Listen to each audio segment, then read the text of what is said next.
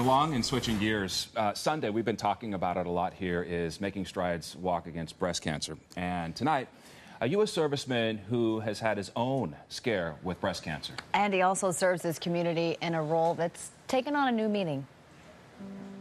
Sergeant Gregory Jencks has spent years tackling unexpected challenges in the armed forces, but breast cancer was a battle on a whole new front. It's one of those things you just don't expect because it's just not something that a male would actually think that he would get. About 5 years ago, Jencks noticed a lump on his left breast and went to see his doctor. First thing he asked me was, do you have anyone in your family that's ever had cancer or breast cancer?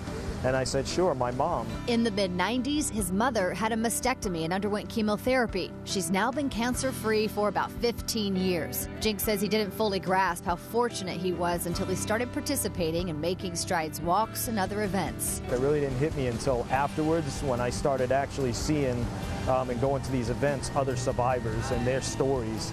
That's when it really hit me that how lucky I was that, my mom made it through it. During his own scare, Jencks started reflecting on his life. You start to kind of sit back and be thankful of everything that you've ever done or have. Breast cancer affects almost 1 in 8 women in the U.S., but among men, it's extremely rare. After about 6 weeks of waiting, Jencks got some good news. His growth was non-cancerous. He's talking about his experience to encourage everyone, including men, to be on the lookout for potential cancer. I think it's just another way to just educate people to understand that it can happen to anybody.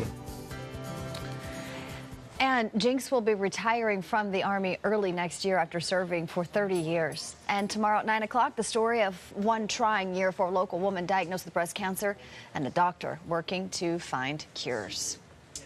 And the Making Strides Against Breast Cancer Walk is this Sunday, October 1st. Information about the event is available right now on our website. That's at WHDH.com. And I'll be out there, and JR will be with me, and it'll be a nice morning.